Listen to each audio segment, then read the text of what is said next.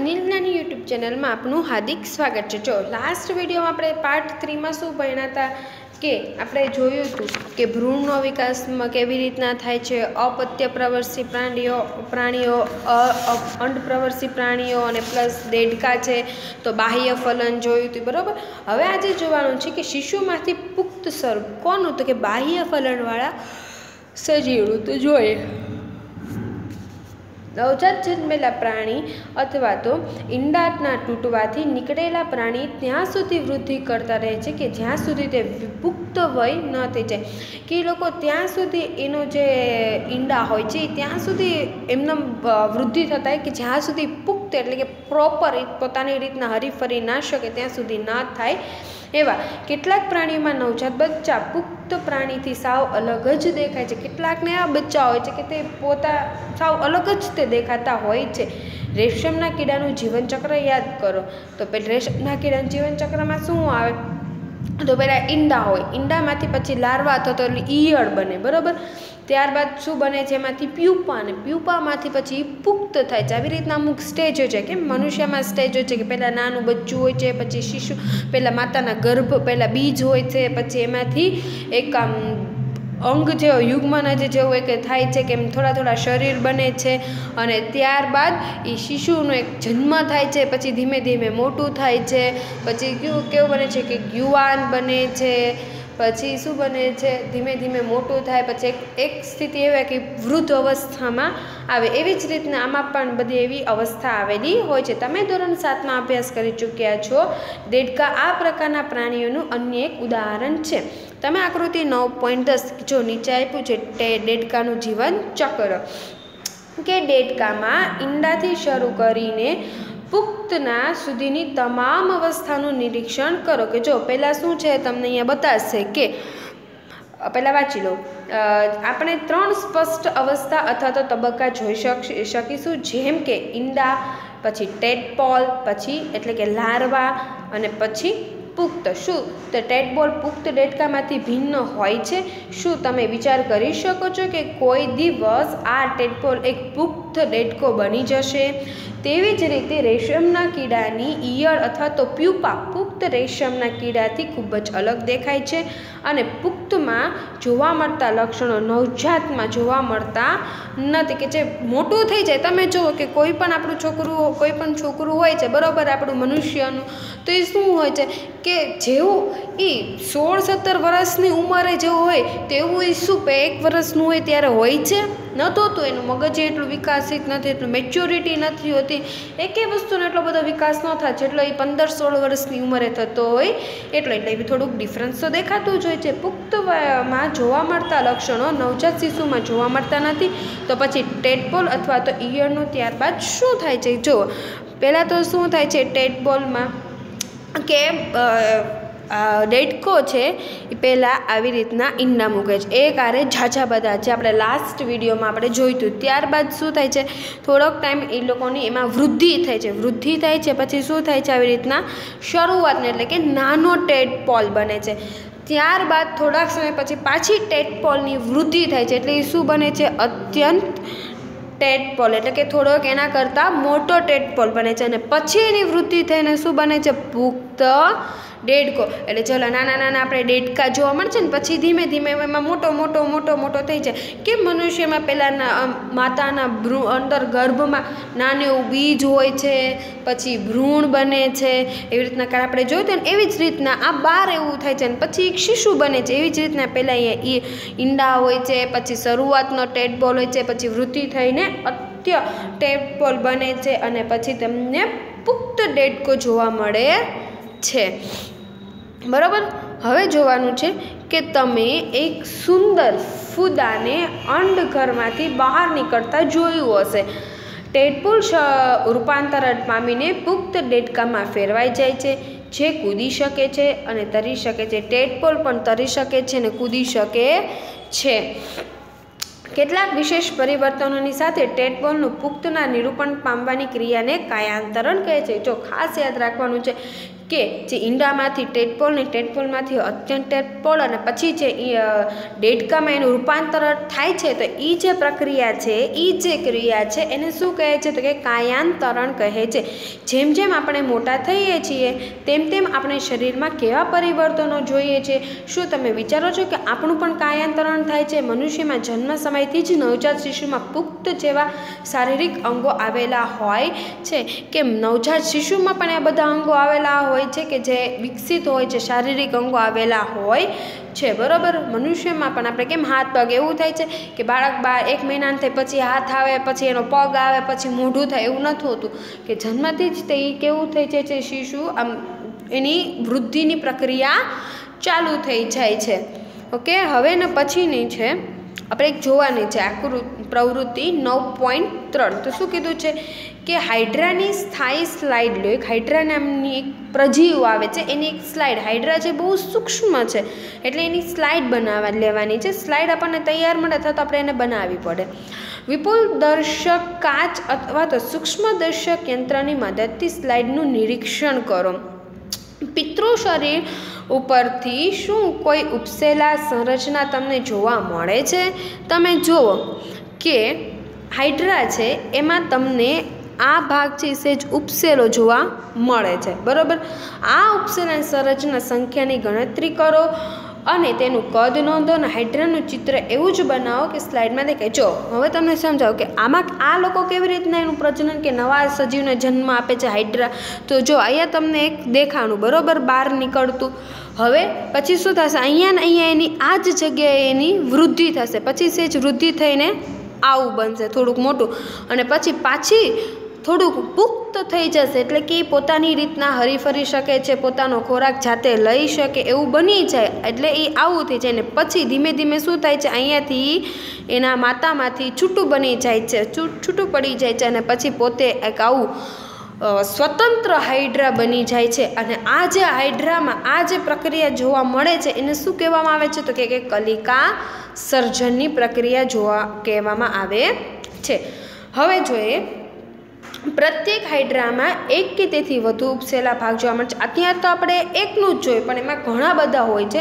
આ ઉપસેલાની સંરચના વિકાસ પામતો નવો સજીવ છે જેને કલિકા કહે છે. યાદ કરો કે ઈસ્ટમાં પણ કલિકા જોવા મળે છે. હાઇડ્રામાં પણ એક પિતૃમાંથી ઉદ્ભવતા ઉપસેલા ભાગોમાંથી નવો સજીવનો વિકાસ પામે છે. મેં તમને કેમ કીધું કે અહીંયાથી એક નવું સજીવ બને છે, અને આવા પ્રજનનમાં એક જ પિતૃમાંથી નવો સજીવ ઉત્પન્ન થાય છે, અને તેથી તેને અલિંગી પ્રજનન કહે છે. કે જો મનુષ્યમાં કે છે અપત્ય પ્રવર્તી લિંગી પ્રજનન છે, બરાબર. એમાં શું થાય છે કે માદા અને નર બંનેના જનન કોષો છે જોડાય, બરાબર, ત્યારે જ તે એક નવું સજીવનો જન્મ થાય છે. જ્યારે અલિંગી પ્રજનનમાં કેવું હોય છે? એક પિતૃકોષમાંથી એક પિતૃ સજીવમાંથી જ તે પ્રજનન થાય છે. જેમ કે અહીંયા હાઇડ્રા જોયું, બરાબર ને. હાઇડ્રામાં કલિકામાંથી નવો સજીવ ઉદ્ભવે છે, ને આથી આવા પ્રજનનને કલિકા સર્જન કહે છે.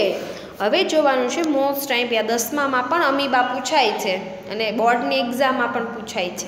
તો કે અલિંગી પ્રજનનની અન્ય પદ્ધતિ અમીબામાં પણ જોવા મળે છે. ચાલો જોઈએ તે કઈ રીતે થાય છે. તો કે તમે અમીબાની સંરચના વિશે અભ્યાસ કરી ચૂક્યા છો. આઈ થિંક આ 6થા કે 7મા ધોરણથી અમીબા ભણવામાં આવે છે. અમીબા કેવો સજીવ છે? એક કોષીય સજીવ છે. તમે આકૃતિ જોઈ શકો છો 19.9.12માં કે તેમાં કોષ જો પહેલાં તો શું થાય? 2 ભાગો વિભાજનથી પ્રજનનની ક્રિયા શરૂ થાય છે. કે જો પહેલાં આમાં પણ જે હાઇડ્રા હતું એ જ રીતના પ્રોસેસ જોવા મળે છે. કે સૌથી પહેલાં આવી રીતના એક અમીબા હોય છે. પછી અમીબામાં શું થાય છે કે એનું વિભાજન, એના આ વચ્ચેનું જે કોષ કેન્દ્ર છે એના 2 ભાગ પડે છે. 2 ભાગમાં વિભાજન પામે છે. વિભાજન પામે છે પછી ધીમે ધીમે એ 2 આવી રીતના અલગ પડતા, એટલે ડિરેક્ટ અલગ નથી પડતા, આવી રીતના એક પહેલાં આવી સંરચના જેવું થાય છે, અને 2 અલગ અલગ થાય. પછી પાછી એમાં વૃદ્ધિ થાય છે કે હવે એ 2 છૂટા સ્વતંત્ર રહી શકે એમ છે, છૂટા પડી શકે છે. એટલે ધીમે ધીમે બંને કેવા પડી જાય છે? સ્વતંત્ર, એટલે કે બાળ અમીબા થઈ જાય છે. શું ત્યારબાદ વિભાજનની પ્રજનન ક્રિયાથી શરૂઆત થાય છે. ત્યારબાદ કોષ પણ બે ભાગમાં વિભાજન થઈ જાય છે. મેં તમને જેમ કીધું મેં કોષ છે બે ભાગમાં વિભાજન થઈ જાય છે, જેના પ્રત્યેક ભાગમાં કોષ કેન્દ્ર હોય છે અને પરિણામ સ્વરૂપે એક પિતૃમાંથી બે અમીબા બને છે. અને આવા પ્રકારના અલિંગી પ્રજનન કે જેમાં સજીવ વિભાજન થઈને બે સંતતિ ઉત્પન્ન કરે છે તેને દ્વિભાજન કહે છે. જો એ લોકો આવી રીતના પ્રોસેસ કરીને કયો કે શું કરે છે કે બે સંતતિ બે બાળ અમીબાને ઉત્પન્ન કરે છે, એટલે એને દ્વિભાજન, બે છે એટલે દ્વિભાજન કહે છે.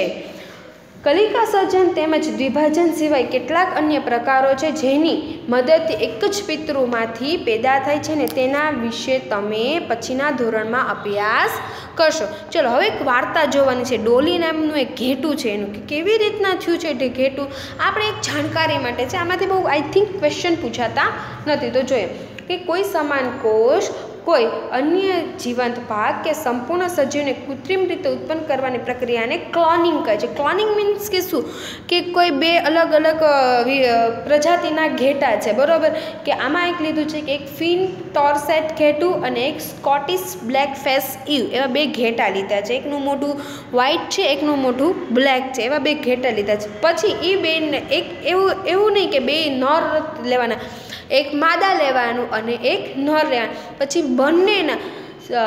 બંનેના નર પ્રજનનના કોષ અને માદાના કોષ બંનેને ભેગા કરવાના. 12 આપણે કેમ ટેસ્ટ ટ્યુબ બેબીમાં મેં તમને સમજાવ્યું હતું કે 12 આવી બધી પ્રક્રિયા કરે છે, એવી જ રીતના 12 આવી પ્રક્રિયા કરવાની બંનેના નર અને માદાના જનન કોષો લઈને, બરાબર. અને પછી જ્યારે એ પુખ્તતા અંદર આપણને એમ થાય છે કે ના હવે આ બીજ છે પ્રોપર થઈ ગયું છે, પછી શું છે માદાના શરીરમાં એ મૂકવામાં આવે છે. એટલે માદાના શરીરમાં શું થાય છે એનું વિકાસ થાય છે અને પછી એક નવું ઘેટાનું થાય છે. તો જોઈએ એટલે એ પોતાની રીતના આપણી રીતના બધી વસ્તુ અલગ અલગ કરીએ છીએ, એને શું કહેવાય છે? કૃત્રિમ પ્રક્રિયા કહેવાય છે. કોઈપણ પ્રાણીનું સફળતાપૂર્ણ ક્લોનિંગ સર્વપ્રથમ ઇયાન વિલ્મટ અને તેના સહયોગથી સ્કોટલેન્ડના એડિનબર્ગ ખાતે આવેલા રોઝલિન ઇન્સ્ટિટ્યૂટમાં કર્યું. તેઓએ એક ઘેટાને ક્લોનિંગ કર્યું જેનું નામ રાખવામાં આવ્યું ડોલી.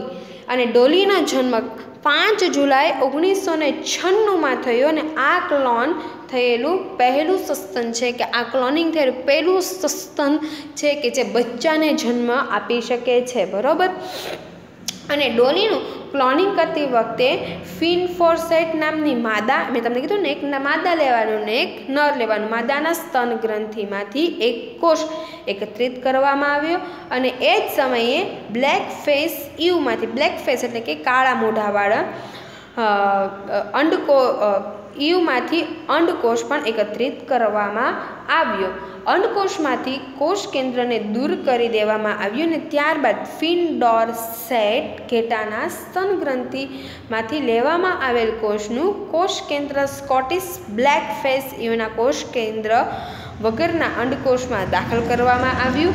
અને આ પ્રકારે ઉત્પન્ન અંડકોષને સ્કોટિશ બ્લેક ફેસ ઈવમાં દાખલ કરવામાં આવ્યું છે અને અંડકોષનો વિકાસ પામ્યા સ્વરૂપે થયો અને ડોલીનો જન્મ થયો. કે બંનેના કોષો લીધા છે, એકમાં કોષ કેન્દ્ર કાઢી નાખ્યું ને એકનું કોષ કેન્દ્ર રાખ્યું ને બંનેને ભેગા કરીને એક માદામાં મૂકવામાં આવ્યું અને પછી એનો વિકાસ થયો અને પછી ડોલીમાં એનો નવો જન્મ થયો. એનું નામ આપવામાં આવ્યું ડોલી. સ્કોટિશ બ્લેક ફેસ ઈવે ડોલીને જન્મ આપ્યો અને પરંતુ ડોલીની ફિન ડોરસેટ ઘેટા જેવી દેખાતી હતી કે જેમાંથી કોષ કેન્દ્ર લેવામાં આવ્યું હતું. કેમ લેવા? કારણ કે એ કોષ કેન્દ્ર જેનું દેખાતું હતું ને એના જેવું દેખાવમાં આવ્યું હતું, બરાબર. ફેસ ઈવના અંડકોષમાંથી કોષ કેન્દ્ર દૂર કરવામાં આવ્યું હતું અને જેથી ડોલીને સ્કોટિશ બ્લેક ફેસ ઈવનું પણ લક્ષણ પ્રદર્શિત ન થયું. ડોલી એક ફિન ડોરસેટ ઘેટાની તંદુરસ્ત ક્લોન હતી જેને પ્રાકૃતિક લિંગી પ્રજનન દ્વારા અનેક સંતતિને પછી ડોલીએ અનેક સંતતિને જન્મ આપ્યો અને દુર્ભાગ્ય રીતે ફેફસાના રોગને કારણે 14 ફેબ્રુઆરી 2003માં ડોલીનું મૃત્યુ થયું. જ્યારે 1996માં એ જન્મ થયો હતો અને એને ઘણા બધા બચ્ચાને જન્મ આપ્યો અને પછી એના ફેફસાનો કંઈક રોગ થયો હતો ત્યારે 14 ફેબ્રુઆરી 2003માં એનું મૃત્યુ થયું. અને ડોલીનું મૃત્યુ પછી સસ્તનના ક્લોન બનાવવાના અનેક પ્રયત્નો કરવામાં કરવામાં આવ્યા અને ઘણા બધા તો જન્મ પહેલાં જ મૃત્યુ પામતા અને તથા કેટલાક જન્મ બાદ તરત જ મૃત્યુ પામતા ક્લોનવાળા પ્રાણીઓનો જન્મ સમયે ઘણીવાર અનેક વિકૃતિ હોય છે કે ક્લોનવાળા પ્રાણીનો જન્મ સમયે ઘણી બધી વસ્તુમાં અડચણ આવી જાય છે કે સરખું એ લોકોનો વિકાસ થવો જોઈએ એમ થતો નથી. આ એક વાર્તા જેવું હતું આપણી જાણકારી માટે. તો આમાંથી કંઈ ક્વેશ્ચન આન્સર કે એવું કાંઈ પૂછાતું નથી. હવે આ પાઠ અહીંયા પૂર્ણ થાય છે. હવે પછીના હું તમને ચેપ્ટર નંબર 10 કરાવીશ કે જેનું નામ છે તરુણાવસ્થા તરફ. Okay, thank you.